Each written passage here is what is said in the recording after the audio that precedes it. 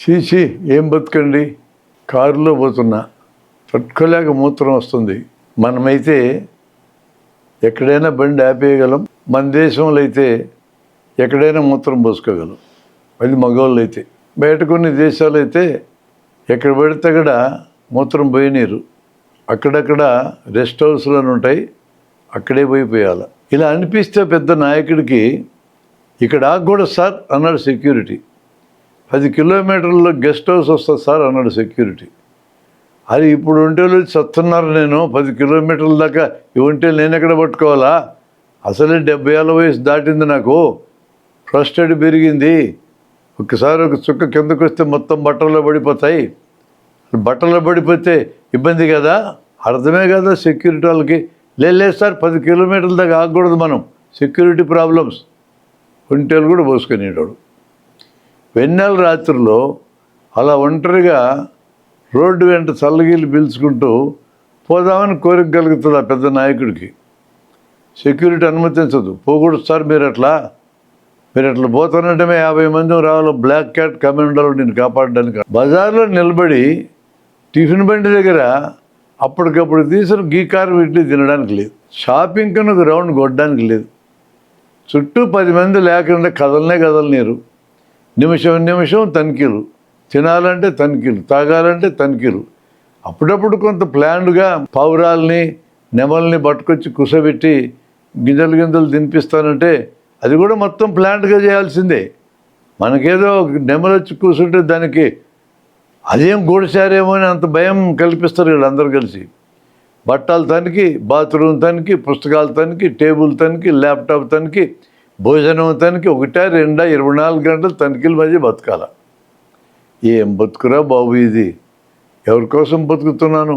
నా కోసం నేను ఒక క్షణం కూడా బతకటానికి లేదు. 24 గంటలు ముఖంలో చిరునవ్వు పూసుకొని ఉండాలంటే అయ్యే పనేనా? ఇంతకీ నేను ఏం చేస్తుంటా అని మీరు అడగలేదుగా. ఒక పెద్ద దేశానికి అధ్యక్షుని నేను, నా బతుకు ఇట్లుంటుంది. దూరం నుంచి చూసే వాళ్ళందరూ బ్రహ్మాండంగా బతుకుతున్న పెద్ద బంగళా, పెద్ద బెడ్డు, ఆనందం అనుకుంటారు మీరు. వీడు చెప్పాగా నా బతుకు ఎట్లుంటుందో. అట్లాగే అంతస్తుల మీద అంతస్తులు కట్టించుకుని షావుకారులు ఉన్నారు. 100-200 గదులు ఉంటాయి, బెడ్రూమ్లు. అన్ని రూముల్లో బెడ్లు ఉంటాయి. ఈ మధ్య అతని భార్య సెల్ ఫోన్ ఎక్కడుందో మర్చిపోతే ఎతకడానికి అర్ధగంట పట్టింది. ఏ రూమ్లో పెట్టిందో. ప్రతి బెడ్ మీద నేనే పడుకోవాలనుకుంటే ఈ డబ్బులోని పెద్ద మనిషి 5 నిమిషాలకు ఒకసారి బెడ్ మీద చెత్తి ఇంకోసారి బండబెట్టాల. అరే నువ్వు ఎన్ని బెడ్రూమ్లు కట్టుకున్నా పడుకోవాల్సింది ఒక బెడ్ మీదనే. నువ్వు ఎంత పంచభక్ష పరిమాణాలు టేబుల్ మీద వడ్డించినా పొట్టబట్టయితే తినాలా. పైగా తినడానికి లేదు. చదువుకునేటప్పుడు చిన్న వయసులో 10 దోశలు తినగలం, 1 దోశ కొట్టడానికి పైసలు లేవు. ఇప్పుడు 100 దోశలు కొనగలవు, నువ్వు 1 దోశ కూడా తినలేవు. దోశలో పిండి పదార్థం ఉంది, నీకు షుగర్ ఉంది. దోశలో నూనె ఉంది, నీకు కొలెస్ట్రాల్ ఉంది. దోశలో ఉప్పు ఉంది, నీకు బీపీ ఉంది. నీ ఏం బతుకురా నాయన ఇది? ఎంత సంపాదించి ఏం ప్రయోజనమే? ఫైనల్గా సావడమే కదా. హ్యాపీగా, ఆనందంగా, సంతోషంగా బతకడం చేత కానప్పుడు ఇంత సంపాదించుకొని ఏం చేసుకుంటారా, ఇంత అధికారం సంపాదించుకొని ఏం తీసుకుంటారా అని అనిపించదా? 1000 కోట్ల హాస్టల్కి యజమాని ఒక అతను నాతో మాట్లాడుతున్నాడు రాత్రి 10 గంటలప్పుడు. చూడండి సార్ ఎంత బాగా పడుకున్నారని నా దగ్గర పనిచేసి వర్కర్లు ఆ ఇసుక మీద పడి. నిద్ర సుఖం ఎరగదు, తిండి రుచి ఎరగదు, ఆకలి అయితే రుచి ఎరగదు. అట్లా బతుకుతున్నారు సార్. నీకేమైందా అన్న? నాకేముంది సార్, ఈ డబ్బులు కాపాడలేక వస్తున్నా. ఎవడు దొంగతనానికి వస్తాడో, ఎవడు నెట్లో కొట్టేస్తాడో, ఎవడు ఐటీ వాడు వస్తాడో, ఎప్పుడు ఈడీ వాడు వస్తాడో భయంగా బతుకుతున్నా సార్ అని. నీకు డబ్బు ఎక్కువ ఇబ్బంది అయిందయా, వాడికి డబ్బు తక్కువ ఇబ్బందులైనాయి. నీ డబ్బు వాడికి ఇచ్చేయకూడదు, సమస్య పరిష్కారం అవుతుంది కదా అన్నా నేను.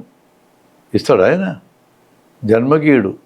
ఊరికే మాటలు అంతే, డబ్బులు ఎక్కువ బాధపడుతున్నా అని. ఇట్లే సంపాదిస్తూ ఉంటారు, ఇట్లే పోగేస్తూ ఉంటారు, ఇట్లే చచ్చిపోతారు. వాడి కర్మకు వాడే పోతారు జనం అంటారు. అది కూడా అబద్ధమే. ఎవడి కర్మకు ఎవడేం పోడు. సంపాదించేటోడు అఫ్లుయెన్స్లోనే పడుకొని చస్తాడు, పేదోడు పేదరికంలో చస్తాడు.